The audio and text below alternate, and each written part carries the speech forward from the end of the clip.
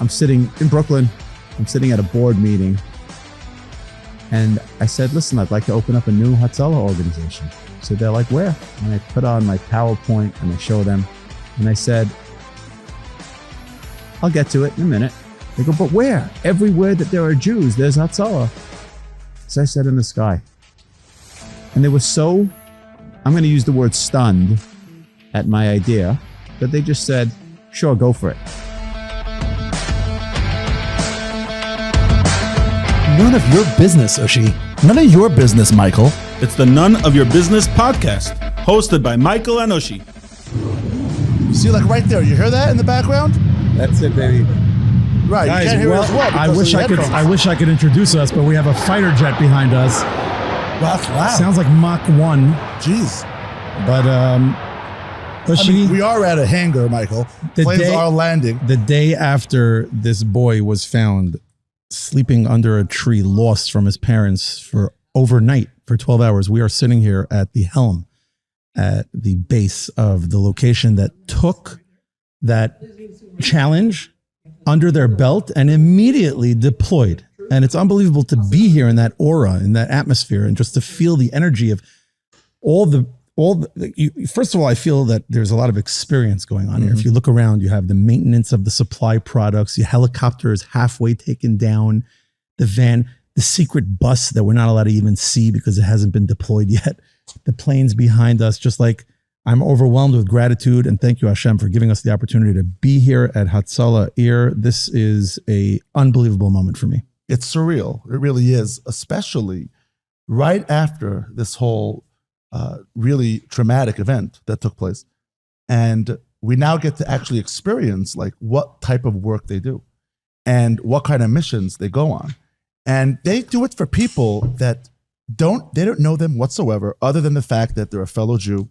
And as soon as they hear their help is needed, they immediately get the cavalry going and they're out. No matter what they're doing, they drop it all and then they go out there. But it's not just anybody that's coming. It's like you said, people that are trained, people that are their whole lives, they're spending time every single day just focused on how could we get better at our craft so we can help more people in times of the need. You know, I'm going to share a story, by the way, when we start the podcast, of a very embarrassing incident that happened to me relative to Hatzolah when I first learned about Hatzolah, and I'm excited to share it. You know, like we talk about being vulnerable and growing from I think everybody has one embarrassing story with Hatzolah. When they unnecessarily called Hatzolah just because they were being extra cautious. I have a rash on my arm. Exactly. Yeah.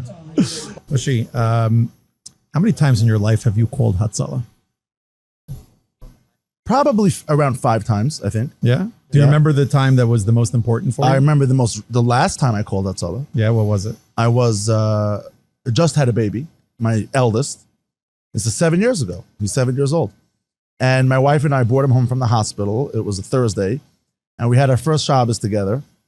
And we were there, just the two of us, with our little bundle of joy sitting next to us. And we had to give him Tylenol. So we had a syringe, you know, we were very careful. We put it. Sure. And at one point, he started like gagging. He started choking. And we freaked out. We panicked. I was like, what do I do? What do I do? I immediately ran to the bedroom. I grabbed my phone and I called Hatzolah. Here's the crazy part. In about 2 minutes, literally 2 minutes, I'm not underselling this. In 2 minutes, there was 2 or 3 cars. People came running. A couple of the people I knew that were from my neighborhood. I guess that's how they got there so quickly. And they came into the house and they took the baby from me and like they started patting him on the back and like it's fine, everything is good. And I felt like I felt bad. Like, did I, overreact? Did I call them for no reason? And they were so nice. You know what they told me? They said, look, you're a first-time parent. This is very normal. We get this all the time. And we want to encourage you that anytime you feel even questionable whether you should call or you shouldn't call. Don't feel bad. This is what we do. We're just as happy to come out for a call like this than whether it's a serious call and we were truly needed. This is like the type of people that work at Hatzolah. These are the type of people that volunteer. Don't work, volunteer at Hatzolah. I want you to know, growing up in Brooklyn, sure, more planes, come on. Greg, I was flying out? Especially in Brooklyn, by the way, they wouldn't encourage you to call because growing up near Sheepshead Bay, where people would call just to have like a taxi to go to the hospital for a hospital visit. It's a very well-known challenge they have in the 5 boroughs. Okay, but that's not right. See, No, that's it's not. That's Yeah, what I'm that's saying. people taking advantage. There's always that's those not cool. issues. There's always those issues of Yeah. people taking advantage of good things. Where did you fly from? What was the? We flew from New York to pick up a crew in Florida. We flew from Florida to Houston to pick up a patient, and we flew from Houston to the name of this town. Have you ever heard of Guayaquil? No. In Ecuador? Anyway, so we flew with 2 doctors on board to Guayaquil in Ecuador, and he was quite critical. He was in bad shape. So I just remember we had to do some what's called duty rest, because the way it works is in a 14-hour pilot day, you have a maximum of 10 hours of flying that you can do. So it's typically a half an hour, what we call duty on. I'm sorry, an hour duty on, a half an hour duty off. So now your day is 12 and a half hours. Of that, you can actually do flying time, log flying time, a maximum of 10 hours. So the crew flew from New York to Fort Lauderdale to pick up the medical crew. That was about 2.5 hours. From Fort Lauderdale to Houston to pick up the patient. That was about 2 hours. We're now at 4.5 hours. And it was about 4 hours and 45 minutes to go from Houston, MD Anderson, this famous center for people with never really horrific illnesses. And we flew him to Ecuador, south of the equator. Now it was Erev Tisha B'Av, meaning the day before Tisha B'Av that this happened. I was there, not one of the pilots, one of the medical crew, together with Dr. Grushko, who was the chief of cardiology and electrophysiology at, I think, Einstein and Jacobi, 2 fabulous centers. You got this guy who could be billing himself out of thousands of dollars an hour. And look what he's doing. He's flying from New York to Florida to Houston to Ecuador Wow. on a Sunday instead of being with his family, right? What day was Tisha B'Av? Monday night? Yes, it was Monday night. So this was a whole Sunday he gives up. Okay. Now we get to Ecuador. We arrived at 3 a.m. We're out of time. So we go to sleep in a local Hilton in Ecuador, and I have to worry about my crew, right? They're telling us, don't leave the plane without security and don't be driving around local town. So the son of the patient arranges us armed guards with a motorcycle in the front and a vehicle that follows us. And we're now in this Guayaquil, this community in Ecuador. Now, long story short, we wait our duty rest time. We go to sleep. We find the only shul in town. We daven. And we head back to Florida. Well, when we get to Florida, there was a line of customs. Now we don't have priority flying because we're not medevac anymore with a patient. We're just a regular airplane. Wow. We come back and we land at about 6 o'clock. And we end up waiting for customs CBP officers an hour. So we don't leave the airport until 7 something. We're thinking we're going to eat, like we're going to stuff our face before Tisha B'Av. We leave the airport at 7 something, and we just couldn't. We were like, no restaurants are open, no food. So there's this really fun guy. His name is Rebel Hanan Galbert. We call him Rebel Hanan. He's also known to our friends as Eric Galbert. We're like, Eric, I know him well. You know Eric Yes. from Florida? We're Wonderful like, human being. We're like, Eric, we just touched down to get Eicha. We would have flown back to New York, but we had to get Eicha. So we arranged this whole thing that we'd be able to eat a meal. Hashem had other plans. We hadn't really had anything real to eat in 2 days. And now we're going to have our big meal before Tisha B'Av. Long story short, you didn't even ask the question. I don't even know why I'm telling you. No, this is better. The podcast hasn't even started. This is what absolutely started. Now you understand what it's about? This is like, I'm talking about like how hungry I was. I'm still feeling that. Like as I'm talking, my mouth is salivating. I'm thinking, give me a good pastrami sandwich or something right now. Did Eric come through? Well, anyway, so we call Eric. He's like, should I meet you halfway? We're like, no, we're going to get there. Anyway, I don't remember the times. You can look them up, but I think it was 7:58 was the last time we could eat. 7:56, we pull in front of his car and we're like racing in. And this guy is a rock star. He set up next to each seat. There were 4 of us next to each seat. He set up as much as he could. So I had the salmon seat. And I think he set up like 5 pieces of salmon for, I don't know, me and 4 other people. But I had all 5 pieces of salmon in 120 seconds, together with some water, together with some egg. And that was it. Crazy. Wow. And then we went into Tisha B'Av. And Hashem does the rest. Like normally I'm starving. I wake up with like this crazy headache. Hashem just figured it out. Those 5 pieces of salmon, and I was totally good the whole Tisha B'Av. So that's our life. Our life is siyata d'shmaya in every single step of the day. Everywhere we go, no matter what, it's all siyata d'shmaya. Wow, you know, you're giving a lot of credit for Siyata D'Shmaya, which is very nice. I can appreciate that, but You don't know him as well as I do.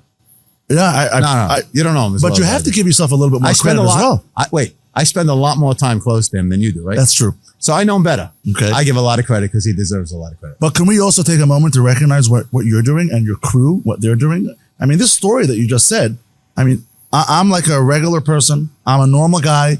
This is like, for me, foreign language. I don't know what you just said. Like, this is probably something that you do all the time. And you're saying, like, yeah, it was Siyata D'Shmaya. I'm like blown away over here. I'm like, wait a second. Like, what's happening? What's going on? How do you even like come to this? Like, how did this all happen? Like, this is unbelievable. Listen, you know, I know all the guys on our team. I don't know them all well, but we have today over 380 guys. I know them all.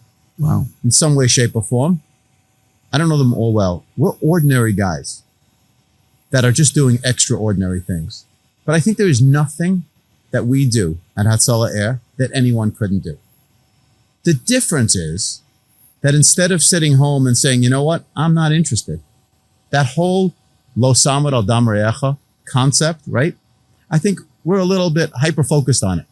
So when we hear somebody in distress, you know, it's pretty cool. Like when you see somebody coming into shul and he's collecting, you know you're going to get, you know he's getting over to you. You're And gonna you get can hit either up. quickly wrap up your tefillin and sneak out the back door because he's got 7 other guys before you. Or you can take the dollar out of your tefillin bag and you can walk over to him before he walks over to you. We're just like that. We're just wired a little bit differently, but I don't think we're extraordinary. I think we're ordinary dudes doing extraordinary things because we feel for that stranger that we never met the pain that he feels or that his mother feels. Let's talk about last night. You know about the search? You heard about the search of the Of little course. kid in Arizona? I think everybody spread like wildfire, that story. I don't think it was such a crazy story. A kid got lost, right? What's crazy is that ordinary people say, this could have been my child. Now, if it was, we would not be able to sleep. Yet, so many people in Klal Yisrael were able to sleep when somebody else's kid was missing. I can't sleep when somebody else's kid is missing. Hundreds of other people in Hatzalah Air cannot sleep when somebody else's kid is missing. Now, I got to tell you something. I'm perpetually sleep deprived. I can sleep anywhere, anytime. I probably have been at meetings with everyone and I just fall asleep at my table. But I could not fall asleep when I knew this child was missing. So it wasn't even a question that we were going to go. Wow. How did you get that phone call? What happened? I actually got it 42 different times. My phone just blew up. We got the brother of the father. I got my brother in Orlando. We got Chaverim. We got all different types of groups called up and they said, we want to help. We are Nosa Ba'ol Chavero. We feel it. And just like if it was around the corner or around the world, we're going to drop everything to help somebody we never met for free 24 hours a day. And we're not going to stop until it happens. Wow. What was the first thing you did when you decided that, all right, we're going to get involved? This is Hatzalah Air time. This is where we thrive. What was the first thing you did? You know, I'm really like publicly, I'm debating whether I should tell you the story because there was so many reasons for us to fail that night. I mean, so many reasons for us to fail. We got to get pilots. We got to get pre-flight. We got to get fuel. We got to get clearance. We got to get the team on. We got to get all the equipment on. We got to fly into an airport we never met and we never landed at before. I mean, every single possible reason for failure existed. The one thing that was an absolutely go, no go was fuel. Now we have our own fuel truck in Sullivan County. Guess what? It had only 600 gallons or 800 gallons, a small amount. And we needed we burn a lot of fuel on that thing. We burn about 300 gallons an hour. Wow. On that. Each gallon weighs about 6 pounds. So we burn an 1,800 when we're all the way at altitude. When we're low down, we could burn 400 gallons an hour. and we got to go minimum 4 hours plus have an hour or two of reserve. So we need a lot of fuel on board. Couple of thousand. No, more, way more than a couple of thousand. We burned each direction, probably about 11 or 12,000 pounds. Wow. Got it? Wow. So for us, that's at least 2,000, 3,000 plus gallons or more, 3,000 plus gallons each direction, right? So we didn't have it. So we said, okay, no big deal. We have a backup truck in Sullivan County Airport, which is run by the county. And we worked beautifully with them. We tried every one we could get and we couldn't get anyone. And I said, literally, I don't think my team even knows this. We turned around. I walked over to a window, which I do often. Me and windows, we get along very well. And I find the window and I look up and I say, Hashem, this is one of your little babies lost in the forest. If you want us to go, make it work. Second lady gives me this idea. I call the undersheriff of Sullivan County. His name is Eric Shaboti. It's a wonderful, wonderful public, I would call him public servant, but public servant sounds almost negative. He's just a tzaddik that his world is law enforcement. He likes to help everybody. He's a tough guy, but super fair and super helpful. I wake him up at whatever it was, 2:30 at night. I said, Eric, I would not wake you unless it's important. He goes, I know. What do you got? What do you need? I said, we have this little kid that's lost in Arizona. I don't know his family. I don't know anything about him. But I know that we have a team that's ready to go. We have a plane that's ready to go. We have pilots that's ready to go. We have Hatzolah Air volunteers that are ready to go. We have Chaverim drone units that are coming. We're doing this joint effort with Hatzolah Air. It's our mission. We're ready to go. And we don't have fuel. He goes, I'm going to wake up the head of the DPW. Head of the DPW calls me 2 minutes later. And he says, I'm going to wake up this head guy, backup guy, this guy. 25 minutes later, he pulls up. We get fuel. I said, Hashem, thank you so much. All of a sudden, we're about to pull out, and our plane was put there, and our wing was so close to the other wing. Boom, he gave us another solution. We moved one of the planes with a tug that we had behind us. Every step of the way, we felt that we just had hands lifting Klal Yisrael's planes off the ground. Now, I don't want to sound cliche, but just the fact is that we would not have been able to do it with this extra siyata d'shmaya. So when you say, don't give me this from business, I'm not. I'm giving you this fact business. It's called siyata d'shmaya, which means when Hashem wants you to go, what you need to do is you need to start the path forward in the right direction. And you need to say, Hashem, I'm going to do what I got. You give me what I need. I think what Ushi was also trying to say, though, just to clarify. Yeah, I knew you understood what I was saying. Is that what makes you extraordinary, and you and your team, of course, is the fact that my phone is on silent when I go to sleep. I just forget about everything. I just need to check out because I need to recharge. I feel like, what recharges you is the act of the siyata d'shmaya that happens, which is so beautiful to see that happens to you. And just to be here today and share in this moment, in this energetic moment with you is really, really an honor. So I just want to start us off, guys, by saying, welcome back, everybody, to another fantastic, amazing, exciting episode of the None of Your Business podcast. We are joined by none other than Eli Rowe. Eli, there are so many titles and accolades that I can give you, and I wouldn't even know where to begin, but I could say one thing. You're not only my friend, you're everybody's friend. The fact is that I was at that Chaverim get-together and was witnessing while everybody was thanking each other for the year that they spent when they have that get-together, when Yossi Margaretin got that call. And just watching things happen from the background is, I think, what Ushi was mentioning earlier.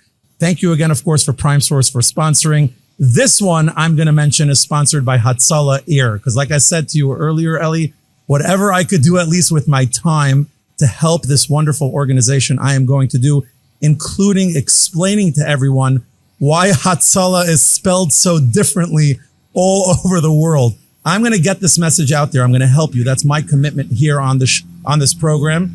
There is a little bit noise behind us from time to time because we are on the tarmac, literally surrounded by these beautiful planes. So again, I just want to thank you for allowing us this opportunity. It's something that was really just, you say out of the blue, nothing's out of the blue. And I think that's what Eli was referring to before with Siyata D'Shmaya Ushi. I'm super stoked and excited to hear a little bit more about the rescue mission, but more about how you are helping together with your team, of course, Eli. And I know you don't like to talk about yourself, but it's something that we just want to learn about the extraordinary things. We understand the ordinary. We want to peek a little, a little hole. Just give us a little an idea of what the extraordinary is here. And it's hard to describe it in words, but I know together we can articulate it. And Ushi, I'm excited. Yeah, this is unbelievable.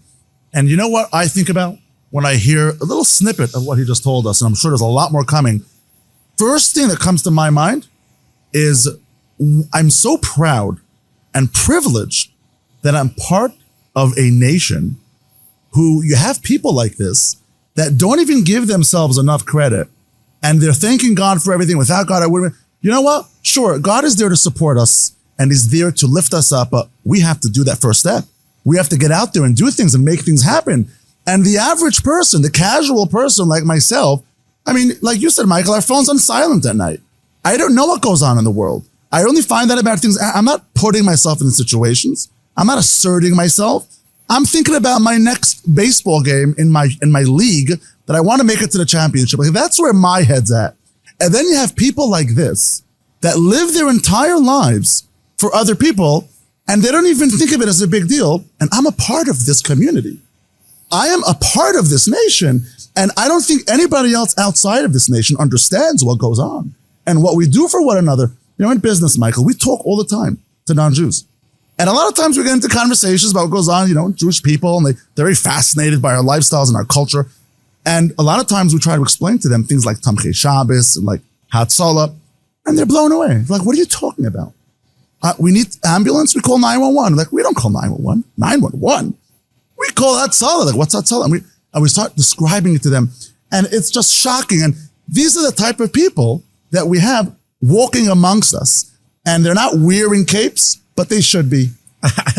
You couldn't have said it better. Eli, I have to ask you, the last time I saw you, I'm going to remind you, I was in your apartment, Yerushalayim.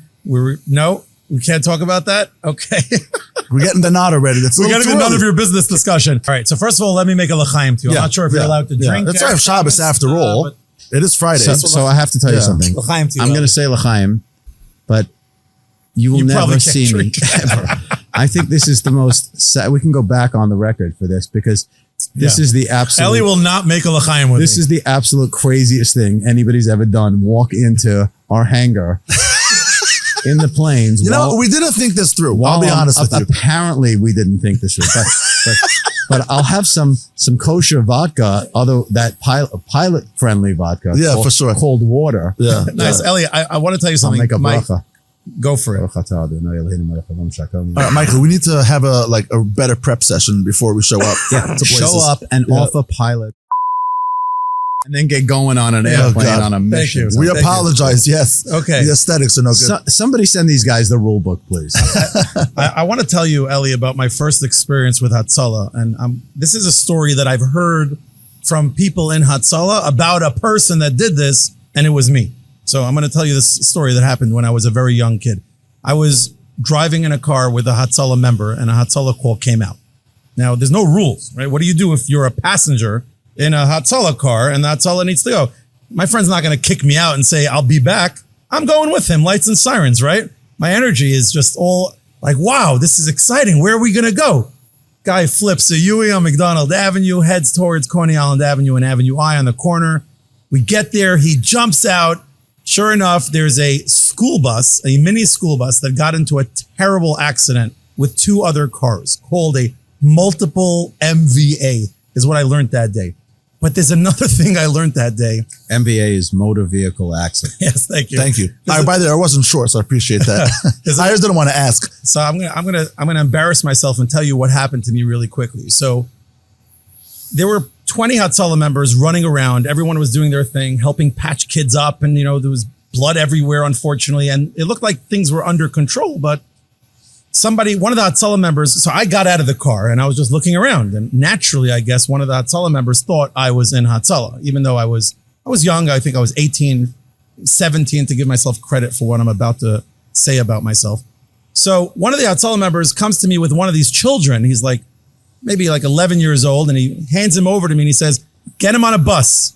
And I said, absolutely, no problem. And I grabbed the kid. My adrenaline is pumping and my heart's racing and I'm so excited. I have a mission from Hatzalah. And I take this kid and I go stand by the B11 bus stop under the awning and I'm waiting there.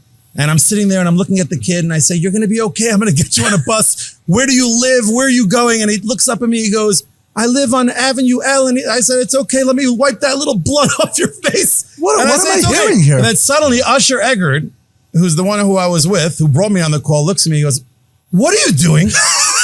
And I'm like, what do you mean? I'm getting him on a bus. I was told I'm part of Hatzolah now. I'm F100. And he's like, give me that kid. And he grabs that kid for me. And that story will live forever in Hatzolah. And So, Michael, are you on an And airplane? that kid has never been the same. never been the same. He's traumatized. for good. My point of the story was that as an 18, or I'm going to say I was 15 then, embarrassed that I didn't know what a bus was, living in Brooklyn, I did not know what Hatzalah was. I knew if you're choking, if you bleed, if you cut your finger slicing challah, if, God forbid someone's having an episode or a situation, you call 327-1750 or, You know the number of Hatzolah by heart? yes. What yes, is it? Yes, 425-1600. But there's two numbers in Brooklyn. So What are they? What are the numbers? 327-1750. That's one. And what's the other number? I said 425-1600. Okay, fine. So you're both wrong. You should both be embarrassed. We're both wrong. Oh boy, And we live in Muncie. I actually want to. I'm talking about Muncie. That It was a doesn't Mun- matter. You're in New York. You work in Brooklyn. You should both be embarrassed. You should be ashamed of yourself. I'm thinking about terminating this podcast. No. Please until you go home and memorize it and show me you can do it. I know the phone number of Hatzalah Nefashos, though, if that helps. Okay, we're going to cut this. Don't worry. No, we're not going to cut it. So the phone number that everybody needs Please. to know by heart. It's first of all, it was 387-1750, not 327.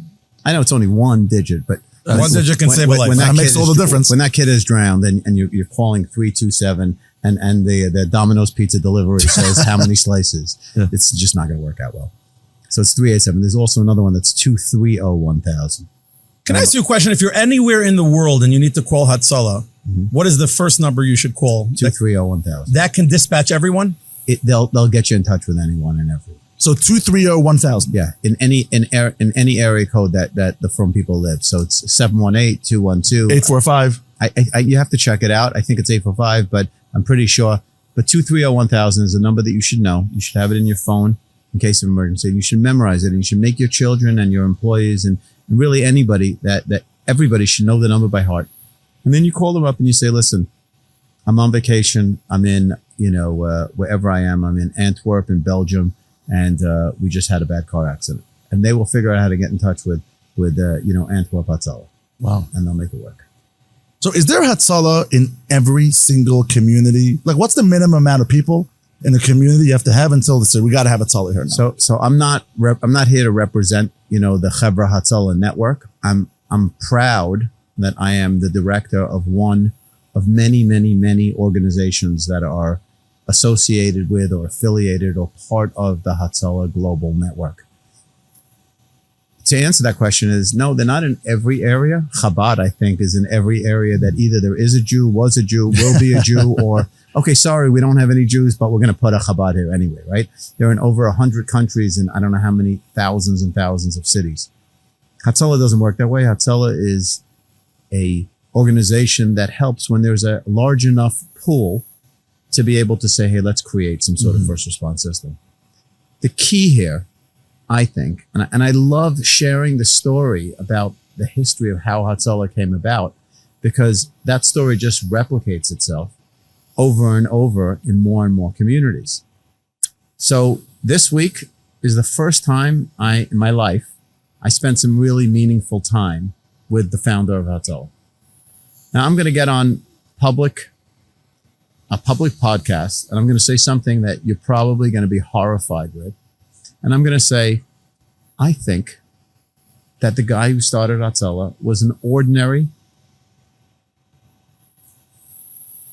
dad, an ordinary husband, an ordinary member of the community, not a Superman and not an extraordinary guy. And this kind of comes to what we spoke about before this podcast started. His name is Herschel Weber. He was a regular dude. I would not say he's the most brilliant man I ever met. His kids are probably saying, oh my gosh, how are you talking about my father? I would not say he's the biggest visionary I ever met. I would say he's an average, ordinary member of the community. And he witnessed somebody get really sick and die. And he was frustrated. He was pained that he waited an extraordinary amount of time for what should have been an ordinary service, 911, to show up and give some care. So he went out and bought one oxygen tank in 1966. And he said, if it ever happens again, I'm going to have an oxygen tank. And that's what happened for the next year or two. At a certain period, at a certain time, he said to himself, what good is it if I have my one oxygen tank? Let me go out and figure out a way. This ordinary guy came up with this idea. He started something called Chaverim and Tomchei Shabbos, which is just a bunch of guys that are, rescuers, because the word Hatzolah is just a simple Hebrew word to mean rescue. And I don't know the exact details. You can ask him, but my understanding is he took 30 guys and he said, I'm going to give you each an oxygen tank and a first aid kit. And he went around Williamsburg, his little community, and any house that had a mezuzah gave them a little sticker with a number back then that was EV7. For those of us who are more than over 21 years old, they used to have all sorts of ways to remember. EV was like evergreen, like always on 7 days a week, which is really the numbers correspond to 387, which is the existing number still today of Hatzolah. And he gave them a sticker and said, if anybody has an emergency, somebody gets burnt, somebody falls out of off a ladder, somebody has a heart attack, somebody has a delivery, anything that's going on, call this number. And he found some ladies to volunteer, to take shifts, to answer the phone. And then he gave these 30 volunteers a beeper. Do you know what a beeper is? Oh, of course. Yeah, what's a beeper? What's a beeper? A beeper is that little device on the side of your belt. That what? That just tells you a phone number to call back. Wrong. Second time you're wrong today. Well, that's not a beeper? That's not a beeper. I'm happy you said it then. That's a pager, because that's what you were thinking, right? Next time I should let you answer. Yeah, because we're not on a roll here. I hate to call you out on your own podcast. No, please do. Go for it. But I called myself out already. But that's sophisticated. That's a pager. You look down and you see a number. You know what a beeper is? A beeper is something that you wear that beeps. All it does is beep. So you walk and there's no number on. That's very sophisticated, a pager. And even the newer ones actually had a message, like a text message on them. And then when we got really cool, we had our Blackberries, right? Remember the Blackberries? Where we could talk back to them, right? Or a two-way pager. No, a beeper, all it did is beep. So you wore a little box on your belt and it beeped. And when it beeped, you know what you did if you were one of those 30 volunteers? You called that same number. That, I'm going to say 230-1000, which is the new version of the 387-1750. But you call 230-1000 and you go, hi, it's Moshe. Hi, it's Davi. Hi, it's Yitzchak. And the lady would say, hi, this is Hatzolah. Where's your emergency? And you'd say, no, I'm one of your volunteers. And they'd be like, great. On 1234, 36th Street, somebody fell out of a window and you would rush.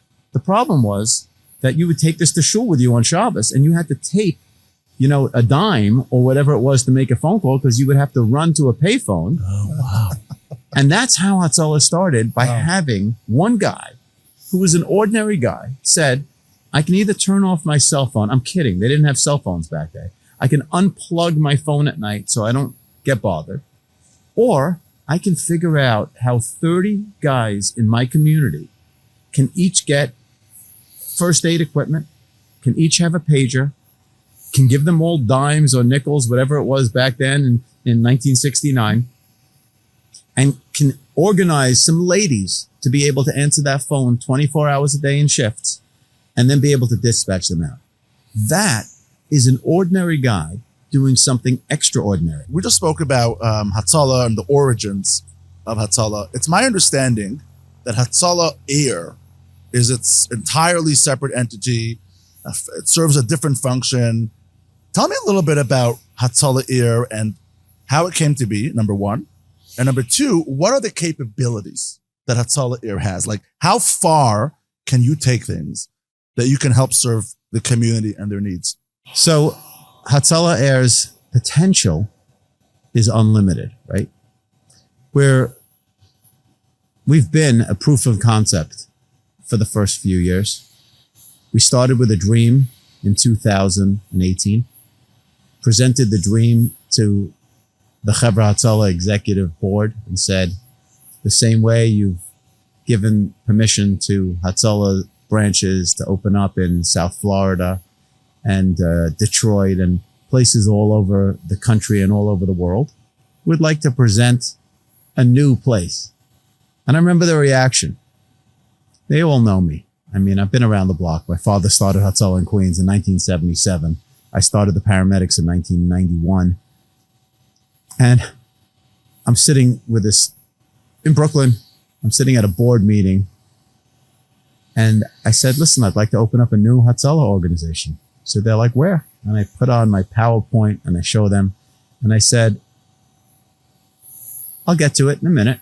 They go, but where? Everywhere that there are Jews, there's Hatzolah. So I said, in the sky. And they were so, I'm going to use the word stunned at my idea, that they just said, sure, go for it. And a year or two later, they'll tell you, I actually think it's cute. They'll tell you, we knew there was no chance it was going to happen. So rather than argue with Eli Rowe, we just said yes. What are we going to sit there and argue? It wasn't going to happen anyway. With extreme siyata d'shmaya, not regular siyata d'shmaya. That week, while we were trying to fundraise to potentially collect enough money to buy our first little plane to be able to get, one guy who's a superstar, I'm going to say his name now, but I'm going to have to get permission for you to allow to do it. Ben Phillipson. Do you know who he is? Absolutely. Yeah. You know, he gave us our first aircraft in one phone call when I expected us to take at least 20 guys to try to give them 180,000, for them to give 180,000 each and then buy a cheap plane and who knows. And he made Hatzalah Air real in one call. Now, subsequent to them, there've been many, well, not many, but there've been a fair amount of incredibly generous and good and people that want to give. Guys like Adam Sassunas. Do you know the Sassunas brother, Adam and Josh Sassunas and their family? Yeah. They own a company called Dwight Capital. Have you heard of Dwight Capital? Yes. I seen you at ECAP. Yeah. Right? But let me tell you, I think one of your first years you were at Let me talk about ECAP. I didn't even know what ECAP was. I know what a Hatzolah cap is. I don't know what ECAP is. Now, it happens to be owned by this really, really, really great guy and his partner, Mendy Josefovic, who I love. I love the guy. And Michael Bauman. Just the cutest guys, but I don't know what they do for a living. I know them, and they're just fun. Well, anyway, so the Sassunas family donates an airplane to Hatzalah Air, okay? Actually, one of these that are out there, I'm not sure which one, but they give us an airplane. Let me tell you how an ordinary person can do something extraordinary. At ECAP, where you saw me, they paid for some beach cabana. I don't know how much it cost. They have a barbecue and they serve, let's say it was $100,000 that's used to marketing. Adam calls me up and he says, listen, I'm going to ECAP. There's a whole bunch of potential Hatzalah Air partners in the future. I've anyway paid for it. And there's a big sign that says Dwight Capital. Why don't I just make it Dwight Capital and Hatzalah Air? And I'll brand all the products and all the stations, the sushi station and the barbecue.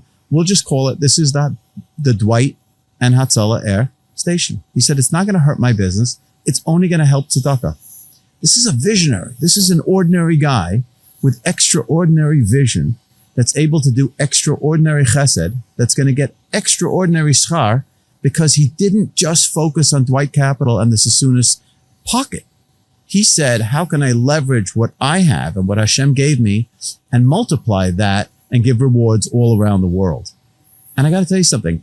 It's extraordinary. Last week, he has a home in Englewood. He makes an event after the 9 days, and he does an event every year. This year, he said the event is to benefit Hatzalah Air. Wow. It's just thinking better, thinking bigger, thinking broader. And I think that's what the essence of Hatzalah Air is. Hatzalah Air is a collection of 380 rock stars that are regular people doing rock star moves. And we are an organization that's now we're part of the Hatzolah network. But there is a vast difference between Hatzalah Air and all the other Hatzolahs. Before I tell you the vast difference, and it's not readily apparent what it is. I know you say, oh yeah, you guys are airplanes and they're ground ambulances. That's not what I'm going to talk about.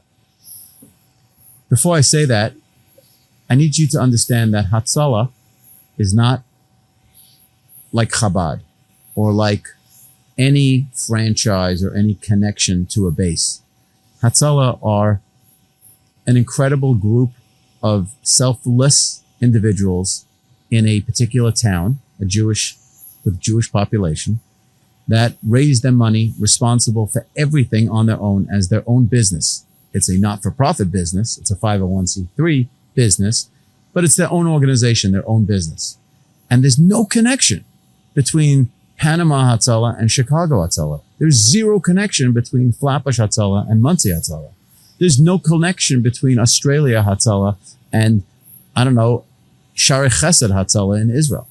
We all use the word Hatzalah in our name, the word Hatzalah.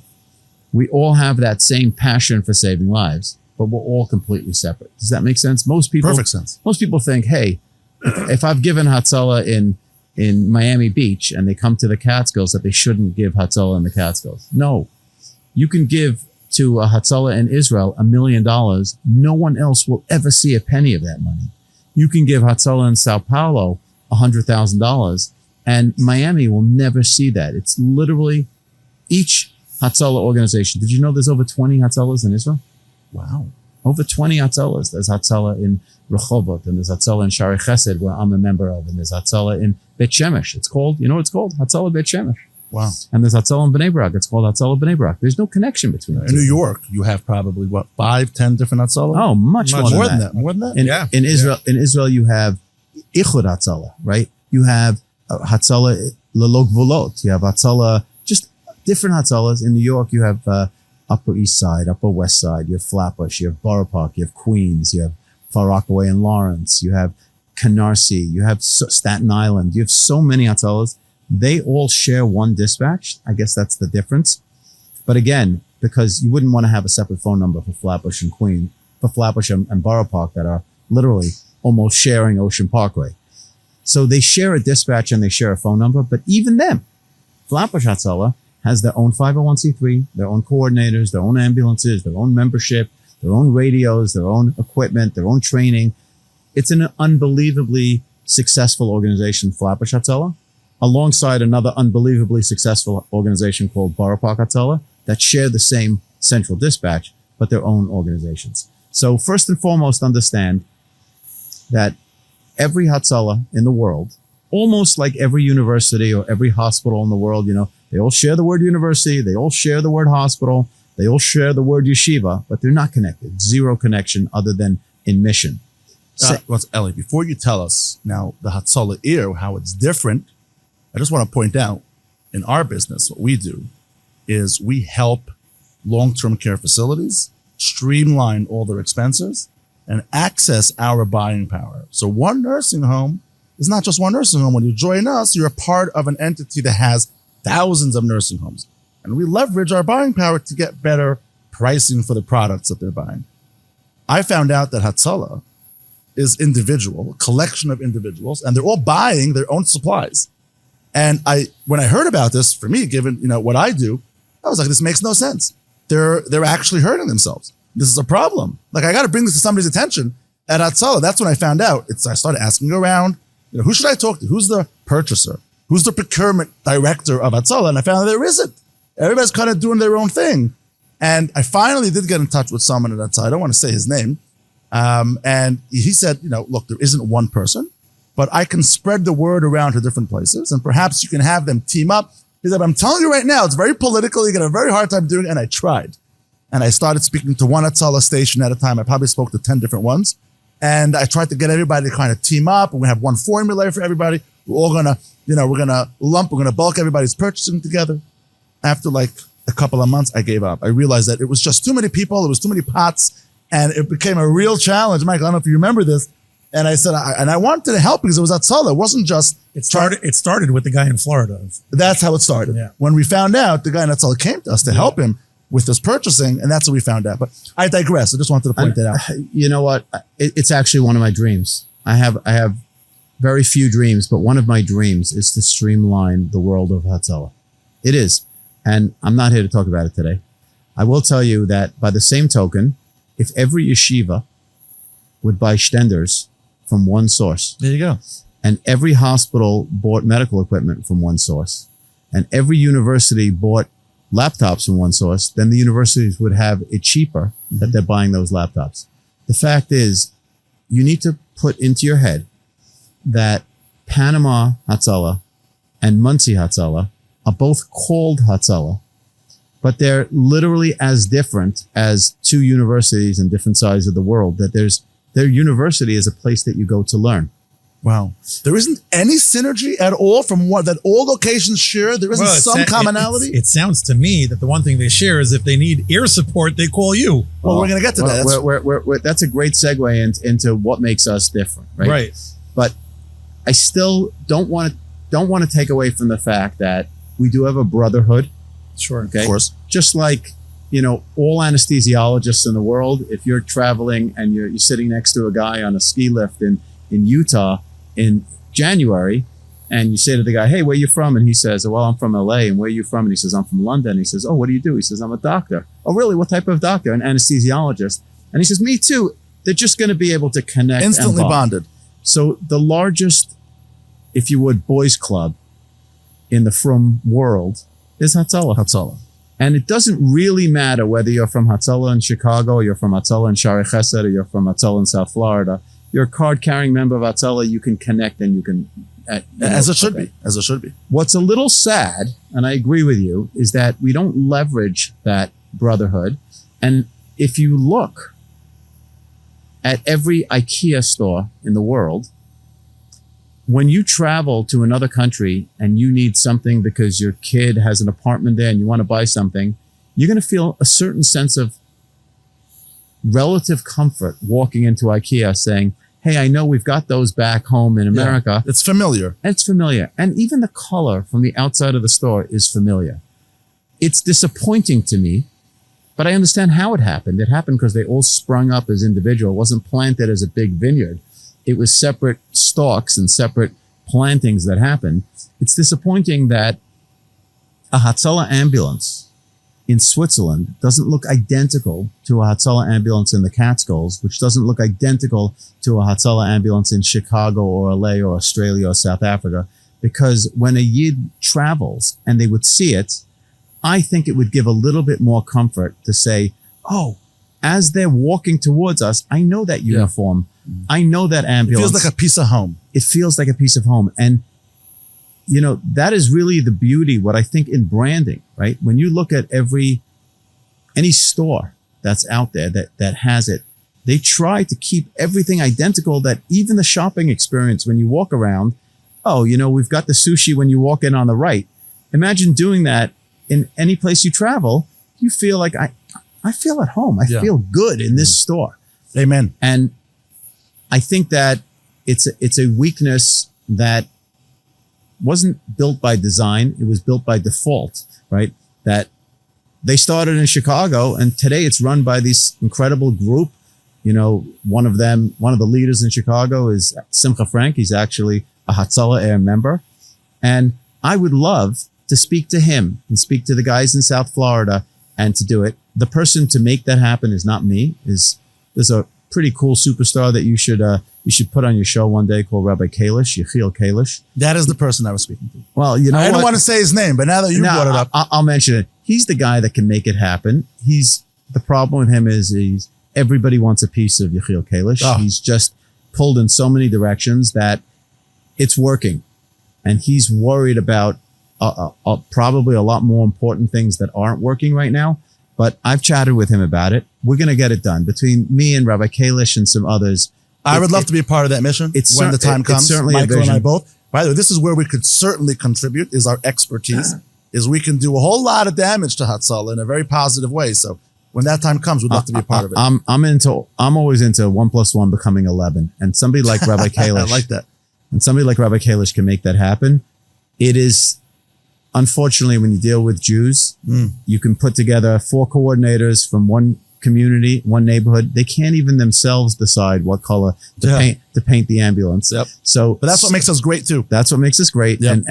And so to be able to make it work, to expect that all others follow what somebody else did, no way, especially since they have their own corporation. Everybody's a leader. Everybody is a pioneer. Everybody wants to trailblaze. That's why all these things happen. And- It's because you have a lot of doers, shakers, and movers all over the place. And I have to tell you something, Mikam Yisrael, right? Look how somebody, again, in a small community that has a good 911 system, they say, you know what? It's not good enough. We want to know that you have somebody who appreciates what Shabbos is, who appreciates what the complexities of Taras HaMishpacha, who appreciates the complexities in general of tznias, of kashrus, of Shabbos and Yom Tov halacha to come in. It's not just, we're not 911. We're not another ambulance company.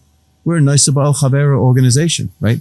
And we can relate differently. So even as a first response, that bridge that gap during the darkest moments in someone's life, to have a from person who gets it, walk in and said, I can relate to your situation, that's priceless. Yeah. That's Hatzalah. Speaking of, I want to give a little bit of credit to the word Hatzalah, right? So you're right. The fact is you do have the ability now to connect them just using that one word. When you need someone and you're anywhere around the world, you say, I need Hatzalah, right? So that we're already a step in the right direction because the word Hatzalah is being used. In fact, I was just in Israel and it was 11:30 in the morning and we were traveling and one of us happened to look at his phone and it's 4:30 in the morning in America and someone on a group chat puts in the chat, there's must be 40 people on the chat, is anybody up? No one's responding, of course, until one of them says, yes, I'm up. What's going on? I need help. Long story short, this guy was suffering. He had no idea how to communicate with anyone. He was home alone and he just wrote, I need Hatzalah. And that immediately got someone in the car to call Hatzalah and someone came over right away and saved this person's life. And I just want to give a little credit to the word Hatzalah. And the fact is, Eli, I think that you're onto something and I'm a fan of it. And I'm also backing Ushi in saying that it's not so crazy of a wish. Well, it's definitely a wish of mine to see more of a connection, but also to create the economies of scale, to leverage the buying power for us to be able to put it together. Certain people have done it. A friend of mine, Moshe Braver, who's a coordinator in Williamsburg, he took charge. He's a independent thinker and a take charge type of guy. He's also on the executive board of Chaverim and Tomchei Shabbos, and he's also a proud Hatzalah Air member. He spoke with a company called Stryker that owns LifePack, the monitors. We're very familiar.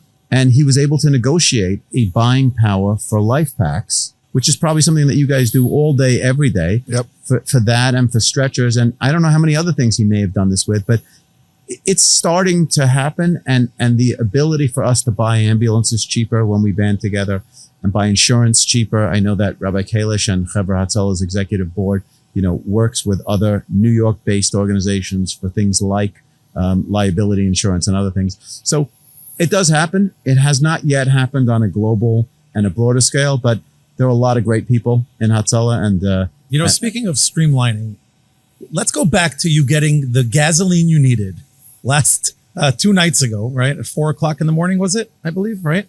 Where you're waking everybody up and, you're talking about streamlining an organization. What about working with other organizations? It's, So that's another great segue to put us back on track, something that I tend to deviate off of. That's what I'm all here the time, which is why I have autopilot, just puts us back on track, or I'd end up who knows where, right? So Hatzalahs in general operate within their geographic, what's called a PAR, primary area of response. So Flatbush Hatzalah, the lines may be gray. Does it go all the way to, somewhere before the Belt Parkway on one side and Ocean Parkway on the other side and up to maybe the Belt Parkway back again, on the other side and down to who knows where, the Jackie Robinson, right? Where do the lines start and end? But they all have a geographic response. Mexico City, Mexico Hatzalah handles the Jewish community in Mexico and Panama and Brazil, etc. Hatzalah Air, as opposed to being a B2C organization, a business to consumer, right? South Florida Hatzalah is the business, whether it's a for-profit, that, they're a not-for-profit charity business run as a business. They service the consumer. Somebody drowns or somebody gets hit by a car, they go out and they take care of them. Hatzalah, we don't get called by the public. The public, would you know the number to call Hatzalah Air? No. Great point. No. You wouldn't know. We happen to have a number. I don't even mind saying it now publicly. Please do. It's 321 Hatz Air, Hatzzair, 321, like a countdown. So that's why somebody in our organization, picked this really cool number, 321 Hatz Air. I like it. So you can reach, the other organizations can reach us 24 hours a day, 7 days a week. Our volunteer case managers, in shul, hide their phone and we'll go and miss a kiddush and take care of whatever comes their way. But we get the overwhelming majority of our business. It's not really business, right? Because every hour we fly costs us money. We don't make money. Your cases that come your way. Requests for help. The overwhelming majority of our cases for help, our requests for help, come from other Hatzalah organizations around the world. So in your case, if you heard it and you were on a Hatzalah chat and somebody says, who's up at 4 a.m, and they say, help, my baby just drowned while we were on vacation in Costa Rica, somebody would say, I'm going to get to my coordinator who has a relationship with Hatzalah Air and we'll get a plane out. Don't worry, right? So I would say greater than 90% of the requests that come into Hatzalah Air come from other organizations. Hatzalah being the overwhelming majority of that bucket, but we also get from refuah type organizations, from Chabad houses, from shuls where a Rav will call us, or from other types of organizations like a Chaverim or like any Jewish rescue or relief organization that is now exposed to a certain tzara that cannot be handled locally. If it can be handled locally, it's not for Hatzalah Air. You put on a bus. You put on a bus or an ambulance. I mean, either one, a bus or an ambulance. We couldn't let that opportunity slide to not remind you. Actually, I heard a story recently of a guy who was handed a patient and told to put him on a bus, and he took him to a bus stop. I heard that same story. Amazing. It's funny. Where'd you hear it? I wish I was here all day. So that's take us to that Hatzalah. journey though. Let's go back there. So you're fueling up because I want to understand the mechanics of how it works. When you get there, you're working with another organization. You're on a search. Yeah, it sounds how like do you you not and- get lost yourself? Yeah, how does that whole process work? It sounds like Hatzalah and Chaverim kind of collaborated on this project. Right. So this was a great collaboration of it, but I think it's important for you to realize that it's not just an airplane that launches. For example, we live because of our volunteers and we exist because of our volunteers, right? So we have people that all they do is flight plan, which means when we're going, let's say, across the world, we're going into to rescue a child who drowned in another country. You can't just pick up and fly there. You need to get the passports. You need to get CBP approval on the outbound. You need to work with customs on the inbound. You need to file a flight plan and get that flight plan approved. You need, if we're going to go south, you fly over Cuba, you need an overflight permit. Who's doing all this at 3 a.m? You know who's doing it? Incredible volunteers who get up, and one person's job is just to take care of the international flight planning. We have an army of incredible ladies that they do case management. Now, case management might sound to you, oh, what time do you want to fly? But you have any idea what goes into case management of a Hatzalah Air? First, they take a team of doctors under the leadership of Dr. Avishai Newman, who's our medical director. He's a personal friend of mine. He's probably almost as crazy as me in many different ways. And he works together with Dr. Michael Grushko, who we spoke about before, who's the chief of cardiology, electrophysiology at Einstein and Jacobi. And the two of them have a team of doctors that evaluate every case. And they say, listen, here you need a respiratory therapist, and we have a team of voluntary respiratory therapists. Here you need a pediatric specialist to be able to go and take a PD pod. Well, now we have a second team that is, all our service units that prep the plane for the mission. You can't just send a plane. You've got to have the right pilots. You've got to have the right flight planning. You've got to have the right pre-planning. You've got to have the right ground support on both ends. We can't fly someplace if our planes let's say this citation 10 behind me has a 6-hour range. Well, what if we're going someplace that's 5 hours and 20 minutes away? We can get there. But if there's no fuel in the field that we have to know about in advance, so somebody has to call and make those arrangements, what's the point of flying there if we can't leave there, right? Then we need to prep the plane. Yes, there's fuel for the plane to fly, but there needs to be ice. There needs to be food for the pilots and for the medics. And oftentimes, like yesterday, we took food, which turned out we didn't need it because there was a Chabad in Flagstaff. Well, we didn't know that. When we go out on a mission, we have to prepare for every eventuality. So there's so many things that go in. The case managers, they connect our medical directors, our doctors, with the doctor at a hospital or a facility. They then figure out what equipment do we need. They then worry about the ground ambulances. Yes, we're part of this network that we just spoke about. Well, it's a beautiful network because when we're transporting somebody from Miami to Houston, well, then the Hatzolah South Florida guys will often send an ambulance.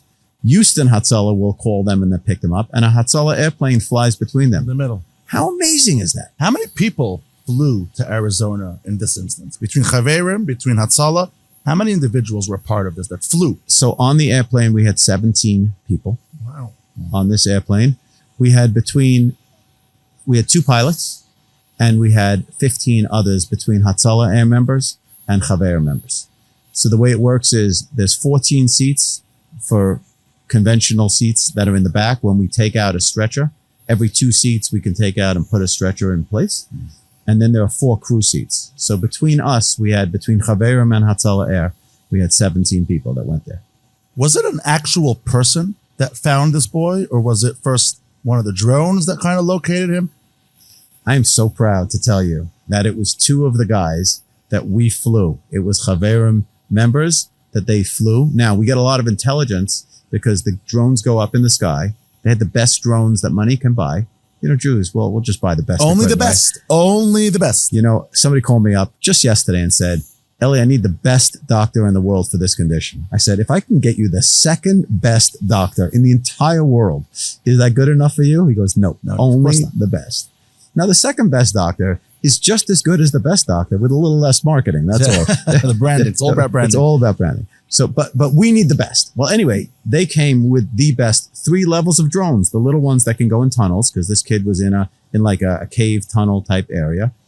The ones that have this thermal where they can zoom in 300x. Now, 299x would not be good enough for Hatzolah. 300 times. I actually saw with my own eyes the capabilities, and I was blown away, and I'm not easily impressed. The drone equipment that these guys had was incredible. Wow. And so then they take a lot of that data, and then they go and they share it with a team. I don't exactly know whether this particular time, and I'm also not here to talk about this particular rescue, you know, in the more minor type detailed environment. But I will tell you that on that airplane that sits behind you, 2 of the volunteers that came who gave up their night less than 2 hours after we started the search. And it was done very, very, very professionally with grids, with defined environments. Everybody had their roles and responsibility, communications and logistics and search and drones and just, it was almost like watching a good Philharmonic go. You don't have 12 guys on the drums. You've got 1 guy on the drums. You don't need that. And everybody has their role. And I'm proud of us as a community. I'm proud of us as a nation. I'm also proud that we're not just guys who go. We're professionals. We don't always look as cool as the others, but these guys were just as good as anyone. And it brings me tremendous pride to be part of this whole rescue system that we're delighted to do. You know, somebody called up the other day and was complaining about Hatzolah guys. Oh, they just love to go lights and sirens in the middle of the night. I said, you know what? Thank God they do. Or they would stay in bed. Let them love what they do. They need the passion. You can never do anything well on a professional level if you're not passionate about it. If you're missing that passion, you will never get at an elite level. It's impossible. You know, I'm going to tell you a little secret, which I hope none of my employees hear. We always do better with volunteers than employees. You know why? Only recently I've started working this out. Employees will always look, when is my day over today? When is my week over? When are my vacation days starting? No matter how good they are. When you're an employee, it's transactional. You're always looking 40 hours. They're paying me this much. I've already put in 44 hours. They're not going to appreciate the extra 4 hours, or they do, but still now I'm giving it. A volunteer never stops. You watch what happens. I speak to a lot of pilots and I say, would you want to volunteer on Hatzalah Air? Guys who don't know what we do. They say, are you kidding me? I fly X amount of hours. When I'm done on my days off, the last thing I want to think about is flying. Now, think and communicate with any guy that you know that works in an EMS system. I'm sure you know somebody who works for FDNY or somebody who works for any ambulance company. He will, when he's working that 8-hour or 10-hour or 12-hour, even that double shift, 16 hours, they're looking at the clock. When is my shift over? Guaranteed.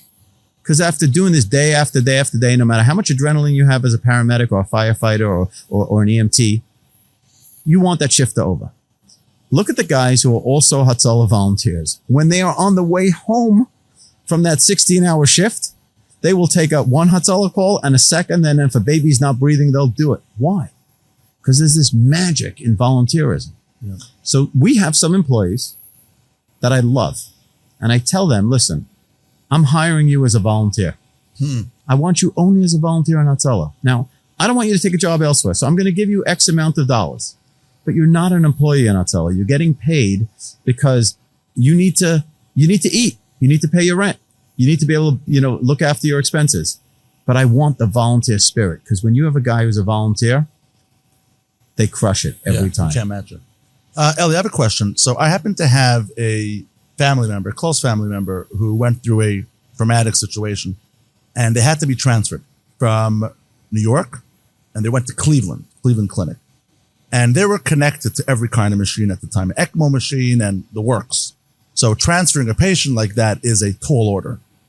And I remember that we got him transferred with critical care doctors that had to be present on the plane. It was a huge ordeal. I know you were telling me of everything that has to go into it. So I've seen it. I saw it firsthand. Forget about everything that goes into it. The expense, the money that it costs is absorbent. It's an astronomical amount. Just fueling a plane with passengers is very expensive, but having to have all the equipment and the right individuals, if you're paying for it, a lot of money. So I think you mentioned before you did like about 1,600 trips or something like that. I mean, this is costing a fortune of money every trip that you do. And I imagine that these are individuals that are regular people, and a lot of them don't have the money at all to help fund it. I imagine they don't get an invoice from you after the fact, right? You don't bill them out after the fact. Is everything here covered entirely by outside donations and by fundraising? Is there anything that's supplemented by the government somehow? Do you get any grants? Like, is this entirely just by the communities and by your hard work and going out and spreading the message? Like, there's a lot of money. How do you navigate that? It always comes down to the money, huh? Always the money. Everything, the world goes around and around about the money. The almighty dollar. So I'll tell you, we take no grants. We get $0 from the government. Absolutely zero. Before we get into how we fund, I'm going to redirect the conversation for a minute onto what type of trips we fly, what type of requests we say yes to, what type of requests we say no to, and what type of requests we're challenged with. Okay. We can divide everything that we get into 5 units. Okay. The 5 little 20%, right? So the 20% that are an absolute dire emergency, we don't even go through an underwriting process. So if Williamsburg Hatzolah calls us up and says, listen, there's a 27-year-old lady in our community who's been waiting number 1 on the list for a heart in Einstein and NYU and Columbia and Montefiore. And we just got a phone call from Chicago that they have a perfect match of that heart. And this lady's dying. She may never get it, but we have a 4-hour window to get there. Let's go. And that's at 5:30 in the morning. You know what's going to happen? Our dispatchers are going to say, boom, we have a hot, request, and we're just going to go. No questions asked, no dollars shared, discussed, nobody pays. Hatzalah Air will take care of 100% of that. We'll wake up our on-call pilots, and we have always one team that's on call 24 hours a day. We'll wake up our top paramedics, doctors. We'll figure it out super quickly. The example that I just gave you actually happened with an actual lady with a bunch of kids. I think she was under 30 years old from Williamsburg, Hatzalah. We got the call early morning and we flew her from Westchester Airport to Chicago, and she lived, she got a heart, and we saved her life for free. That was an actual case. Wow. So we have I'm going to call them the easy 20%. It's a real emergency, no questions asked. One of our, whoever's either picking up the phone or getting the call, it might go to Dr. Newman. It might come to me straight. It might come to our hotline. It might come online. Those are no-brainer type flights that we do. That's 20% of our flights. Or 10 to 20%. It's not a defined number, right? But it's the no-brainer yes. Then we get 10 to 20% that are no-brainer no's. Okay? And we've had some really funny examples. Before we get into the example, let's compare it to a ground ambulance. You're all familiar with Hatzalah, right? And what Hatzalah does. You've even saved a life, right? By putting a kid on a bus someplace when you were younger, right? Thank you. Michael, it's about another year. It's and okay. Then, and then we'll be I'll done take with it. I've been taking it all my life. One more year and then we'll stop. So from a practical standpoint, right? If you think about a Hatzalah ambulance, somebody gets hit by a car on Ocean Parkway, the ambulance comes. They don't care. You're old, you're young, you're rich, you're poor, you're Jewish, you're not. It doesn't matter what your demographics are. That's a no-brainer. You're splattered across Ocean Parkway, right? And you were just hit head on at 75 miles an hour. Hatzalah will pick you up and they'll do whatever they can. We're in agreement? Yes. Let's take the other side of that.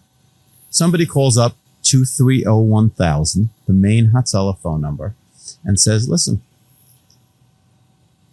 it's Erev Sukkot. I am at Home Depot. I just picked up a sukkah to be able to take home. I cannot fit it into my new Lexus. It just doesn't fit. I thought maybe I'd be able to strap it and hold it, but I can't fit it in there. You're a community organization. If you don't mind, it's only 2.1 miles down the road. Of course, if you have an emergency, just leave my sukkah on the side of the road. But you're a community organization. Do you mind taking my sukkah from Home Depot and bringing it to my house? And I give $180 a year anyway to Hatzalah, so I'm part of it. Can you ask your volunteers to do it? Shame on that person. Okay. But there are people that do think that way, and Hatzalah has to explain to them, sorry, you're in that 20% guaranteed no. You're out. Hatzalah ambulances will not. So now we've defined that. Of the 60% in the middle, they typically fall in where the person themselves believes that their situation may warrant an ambulance. But Hatzalah in Flatbush, or Hatzalah in Crown Heights, or Hatzalah in Mexico, or Chicago, or LA, or South Africa may not agree. Let's give an example. What if this person who we transported 3 months ago for being hit by a car now needs to be moved from Maimonides Hospital to NYU? And they call Hatzalah. They say, can we move them? Or let's make it a little less extreme. They want to now go home from Maimonides Hospital home. And they can't go by car because they're still in traction, but they want to go home. Do you think Hatzalah would take them? Yes or no? If they can't afford it, and how else do they get home? Do you? Okay, that's your answer. And what's your answer? I mean, it's not Hatzalah. It's not an emergency. Okay, I agree. But if it's not Hatzalah, who is it? How do they get home? With a commercial service, they can That's paid for by someone else. They can hire a paid service to be able to go and do this. What if they can't hire a paid service? They can. Then the hospital will figure it out. Social workers will figure it out. It's not the function of Hatzalah. Now, I want you to understand what Hatzalah is. Hatzalah is made up of a collection of volunteers who shut their businesses. Okay? If you have a pizza store, and you guys are spoiled. You're from New York and Muncie. There's hundreds and hundreds of Hatzalah members, but you could very well be in a community that only has 6 members, right? And 3 of them are away, and one of them has a wedding tonight, and the other one, well, you're the only guy. Well, if you hear a kid choking and you have a store, you will actually lock the store during the day. Now, you do that to save a life. You don't do that because somebody needs a ride home from the hospital 3 months later. So this whole gray area, but to the lady who has only one child with no money, whose husband died 2 years ago, and she needs to get her kid home, she calls Hatzalah and says, I need an ambulance. And they're like, we don't do it. And she's like, what do you mean you don't do it? So there's a certain education process. So just to get to where we're up to, we have the guaranteed yeses, the very easy. We have the guaranteed no's. They're very easy. And then we have the middle bucket, bucket B. Bucket B is somebody had a stroke in Florida. It's February. The kids go down every week. Another kid takes a turn.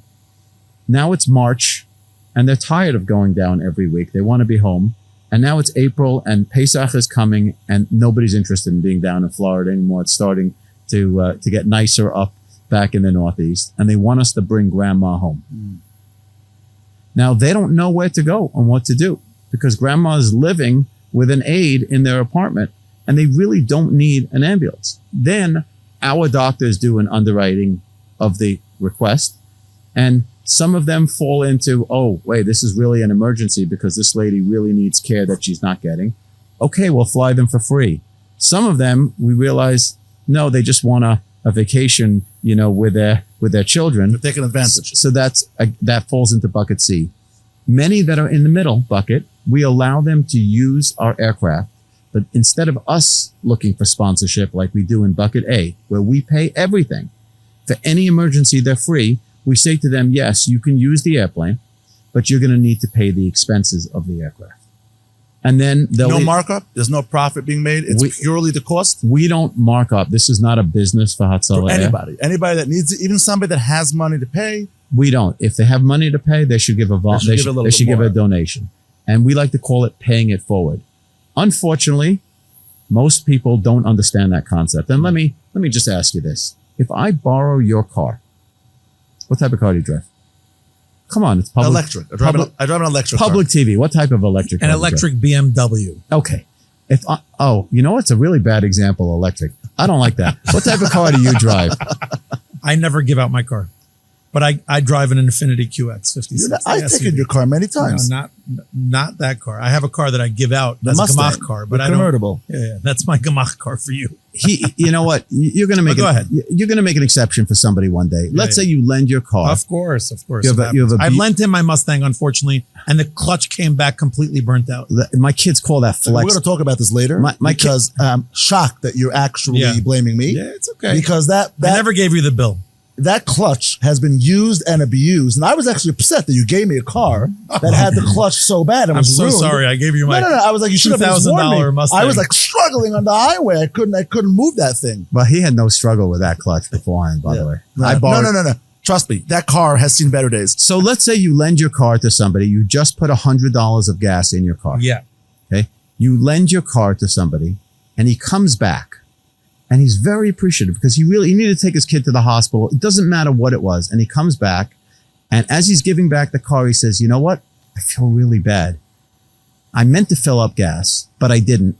But here's $50 to fill up gas. Now, that's not bad. You legitimately put $100 cash in your car to fill it up at 4:00 yesterday afternoon.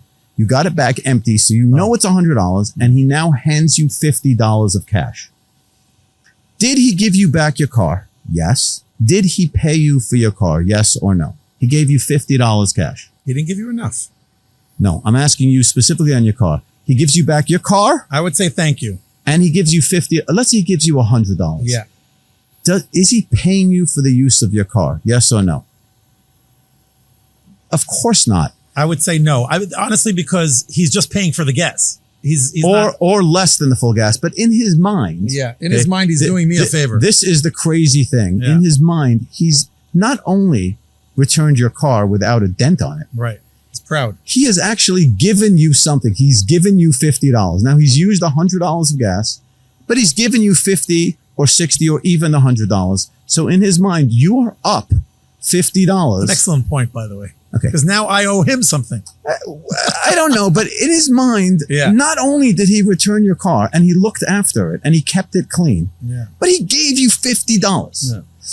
When we fly, and if you were to charter a G550 in the market, you would spend a minimum of $8,000 or $10,000 an hour, or maybe 12 or 15, depending on the type, the routing, and the flavor, if you would, right?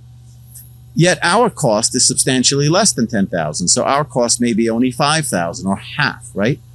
If we would fly for 2 hours and we would spend $10,000 to go to Cleveland and back, and somebody would give us $10,000 for that, in their mind, they think they've given $10,000. They just do. So if you ask, how does that play out? The answer is people should realize that the beauty of Hatzalah Air and the expense, and it costs for these airplanes many times $100,000 or more per plane per month, between pilots, hangar, insurance, training, maintenance, subscriptions, all the expenses for what you see here, if these planes never fly. What I think the godless of Hatzalah Air is to be able to rescue someone's life 24 hours a day. The actual cost of the flight, that's nothing. You're flying there, you're paying whether some guy who donated money to, but look at the operation that we have to be able to get to that. So we really need the public to recognize that.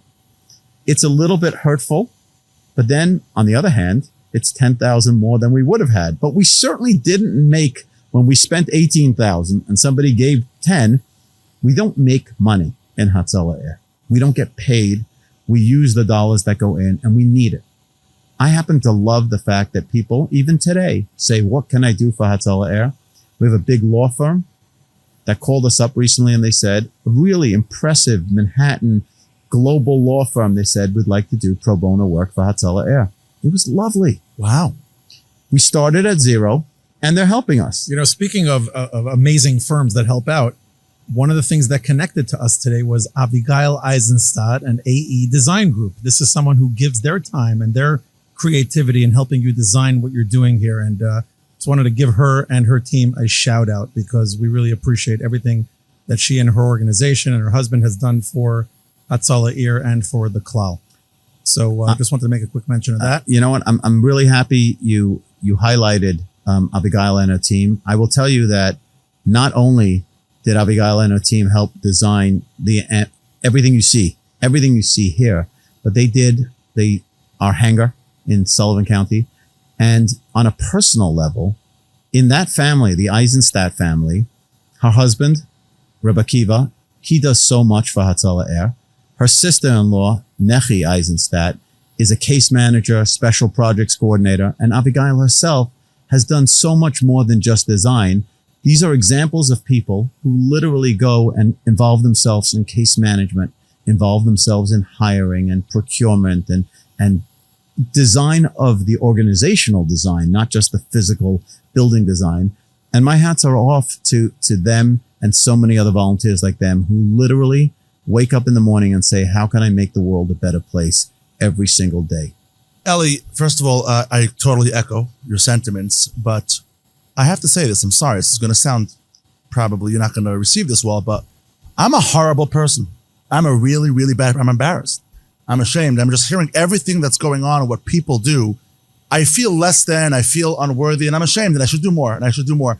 My question is, people like me, there's a lot of people that, we just go about our lives. We try to do good. I don't want to totally, diminish myself. I try to do a little bit here and a little bit there. What could an average guy, regular guy like me, what can we do for an organization like Hatzalah Air or Hatzalah or any other? What can we all do? Because there's thousands, hundreds of thousands of us from Jews all over the place. And if everybody chipped in even a little bit, everybody gave a dime, everybody gave a quarter, we always say it adds up. What can each of us do in our own small way that will make a difference in an organization like yours? So, my father started Hatzolah in Queens in 1977 when we came. I'm English.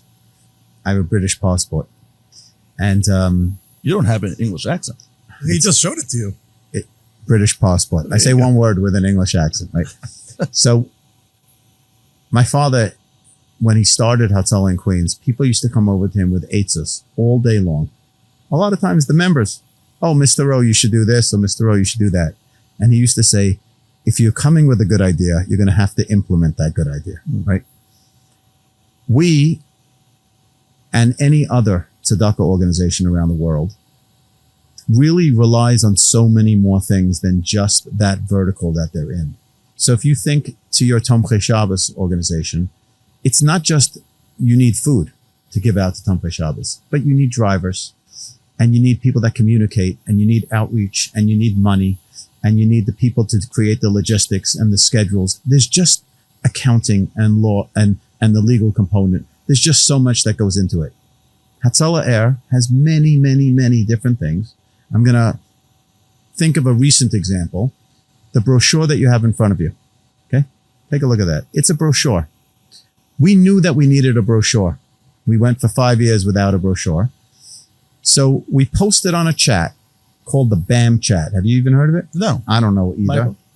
No, I don't know. One of our incredible volunteers posted on this chat, which supposedly has a few hundred professionals in different walks of life, saying, we are looking for a volunteer graphics designer. Now, we were using somebody else, and we were being charged, and there were various different challenges. And this girl, her name is Rosie, young married mom, she called up, she said, nothing would make me happier. Now, she does this all day. You would think that the last thing in the world she wants to do is graphics design and layout. On her spare time. On her spare time. And in the meantime, this is a story of maybe 4 months ago or 5 months ago. I can't tell you how every day she sends us a note. I'm going to have 45 minutes during lunch. And tonight after 11, if anybody's up, I'm going to have an hour. And Sunday morning from 8 a.m. And she has done this brochure. She does all our Where invitations. do you find these people? She's They're all just walking amongst us. Like, what have you done lately? What have we done? That's unbelievable. They're regular people. I'm blown away that there's thousands and thousands of these stories. You probably have you come across a story like this every day. You meet people like this. The theme of today's conversation, the more I think about it, is ordinary people doing extraordinary things. Because if you're an Einstein and you can come up with some sort of fantastic mathematical calculation, I'm not impressed. But if you're just a regular Joe and you can do something extraordinary, Hatzalah Air is made up of regular Joes who just are proud to do extraordinary things. And the answer to your question is, Hatzalah Air, just today, I was talking to multiple people who said, what can I do? I showed them our little supply bucket. And I said, listen, over here, we have every single day, we have to put peanuts on the airplane and we have to go and do this. I called a guy, Moshe Ratner. Do you know who Moshe Ratner is? I don't know. He's one of the owners of Gourmet Glad. Have you heard of Gourmet Glad? Yes, that we heard of. So I have this I invited him just before the show started to come on, and I said, come see the hangar. Now, secretly, I'm not giving like tours of the hangar. I want to show him that every day we go through some soda cans and we go through some Kleenex tissues and we go through some Bounty, paper towels, and we go through some peanuts and some other things. I want him that the month of July will be Gourmet Galot month, that Gourmet Galot is going to sponsor July's all our food. And August, I bet you if I'm successful in my pitch to him, that we're going to end up having places, supermarkets, Pomegranate or Landau's are going to be angry if we don't give them a month, because that's how we roll, right?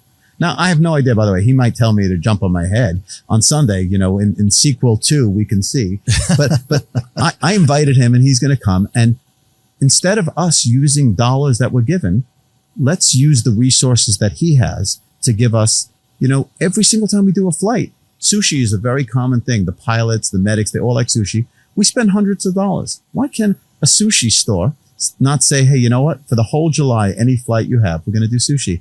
And I will tell you even nicer, last night when we came back from Arizona, and I wish I had their name now because I would love to give them a shout out.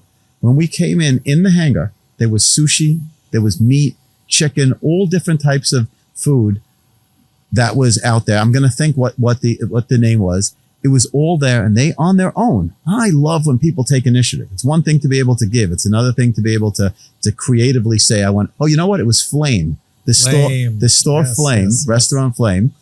They on their own said, I want to bring for the Hatzalah Air guys and the Chaverim guys. And we got off the plane expecting to be all tired, and we all sat, and it was just unbelievable at the debrief. We had that. I will tell you, this helicopter that you're looking at over here is our first helicopter in the Northeast. We expect to have many more. We've been approached by some other Hatzolah organizations already to be able to put it in there into, as an additional service to be offered in their communities. But we got a phone call from an insurance company, Jewish guy who runs it. And he said, hey, I'd like to give Hatzalah Air a helicopter. And I said, let me tell you all about Hatzalah Air, like a I got all excited, and he said, maybe you don't understand. We're an insurance company. We do underwriting. We know everything about you. We got a new helicopter. We'd like to offer you our old one. And it was so nice. So we need so much for an organization like ours to run. We need people writers. We need grant writers. Somebody said to me today, hey, you know what Hatzalah Air really needs? Hatzalah Air really needs that tens of thousands of people give $18 a month to Hatzalah Air. Could you imagine if you had 100,000 people giving $18 a month? I looked at the guy and said, great idea. Implement it for Hatzalah Air. Do you really think a pilot needs to implement this program? Do you think you need to be an anesthesiologist to run this? You have a great idea. Implement it. And let's see in a year from now, did you just mind your own business and continue and you didn't do it? Or we have 78,000 people giving Hatzalah Air $18 a month. Wow. So it's things like that. There's cleaning. There's worried about logistics. There's supplies. There's bookkeeping. I mean, anything that anybody does, there is not a single listener today that cannot contribute to Hatzalah Air in the way that they can in their ordinary day of life. Not and that gives them a extraordinary. hand, even if it's a morsel, even if it's just a tiny fraction in saving someone's life. They're a part of it. If they have any affiliation by association, right? We believe save one man, save the universe. How good is that plane behind you without air in its tires? I imagine not very good. Exactly. Do you think you need to be a pilot to put the air in the tires? You're right. I imagine not. Eli, I think that you brought up a tremendous point in answering Ushi's question, which is what can we do? And what I'm taking out of that is that we each have extraordinary potential in each one of us. And it could be from as little as being a case manager volunteer to filling up ear in a tire to giving peanuts or sushi when needed. And this was an amazing time. We're going to have to wrap it up because Shabbos is coming soon. And I just want to ask that, I just want to ask you for a bracha. That's really what I want to ask you for. And I know you're going to take it as, who am I? And what, just when I ask someone, I call people rabbis all the time. Like, hey, rabbi, come over here. And people turn around and say, what do you call me a rabbi for? My answer to them, Rabbi Eli Rowe, is that when I learn something from someone, I personally like to call them a rabbi. And I know that you're an ordinary person doing extraordinary things. I'll accept that. But when you're amongst someone so extraordinary like you, a blessing that comes from you, to me, is worth tremendous. So I would like to wrap this up with a blessing from you. So, I've said this before publicly. It's no longer a secret. The secret's out, but I'll repeat it anyway. Every single morning I have a routine where wherever I am in the world, I go to the nearest window when I wake up, before I go to the bathroom and before I check my WhatsApps. And it's just something I do every single morning. And I do it sometimes during the day when I get in trouble, but I do it every morning. I look up, whether I'm in a place that's full of snow and I can't see the sky, or a place that's full of clouds, what we call instrument meteorological conditions, IMC, and I can't see the sky. But every morning it's the same routine. I say, Hashem, there are only two people in this world, givers and takers. I beg you, let me be a giver. My blessing to you is exactly that. Hashem should allow you to be a giver your whole life. And when you have the opportunity, don't look away. Run to it and say, thank you, Hashem, for letting me be a giver today. Thank you for that. Amen. And thank you for being a masterful giver for everyone around us, connecting all the dots up from the sky. It's just such a beautiful thing to see it in person. This was an amazing experience. Please don't forget, everybody, to like, follow, and subscribe the None of Your Business podcast. This was an amazing episode. I can't wait to come back for more, because I feel like this is not just a message well received once. It's something that has to continue, because we're all on the journey of growing. We're all on the journey of giving. We're all on the journey of learning. And it's something that we did a lot here today. And I really respect the hell out of you, my friend, and so much that you do for Klal that is known and unknown. And I just want to leave off with giving you that blessing again. Whatever you wish me, I wish you double. I love you, brother. Amen. Thank you very, very much for this opportunity. Shabbat Shalom.